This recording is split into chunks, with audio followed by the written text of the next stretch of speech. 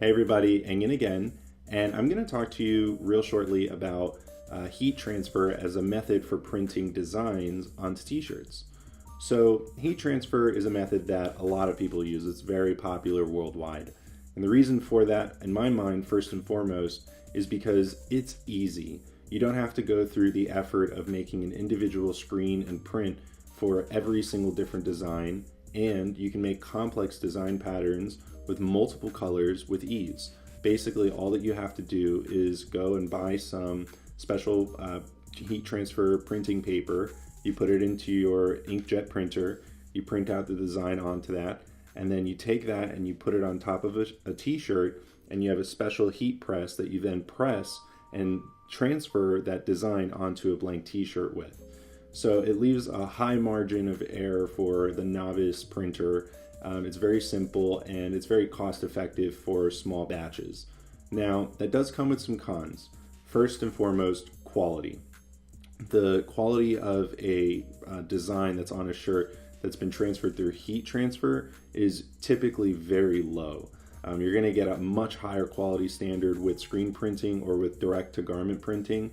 And in fact, you'll notice that if you were to use heat transfer prints on your t-shirts, that over time, over a couple of wash cycles, it'll start to fade very quickly, and a lot of times the designs will even crackle, and it just doesn't look as good. It's not as good. The quality is just not there. I would personally recommend that you look elsewhere. If you were going to make a couple shirts for your friends or for your family, or if you wanted to do this just a couple of times and you didn't worry about trying to build a whole business out of this, then fine, go for it. But I don't think that for the long term you want to provide a subpar quality product. So definitely it's a lower quality and less durable. And another con is just the upfront investment. With screen printing, you can usually start off with a couple $100 investment and be well on your way.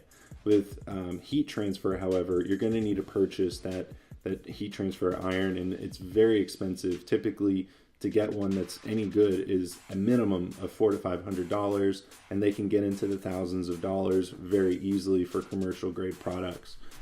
Also, it does take a lot of time, simply because you have to print out each individual design, or you have to actually go through and order them. And if you order anything, it takes time for them to actually ship to your door, whereas with screen printing, although that is a time-intensive project, it's really based upon how quickly you can make the screen print, and after time, you can get through to doing it pretty well, pretty quickly.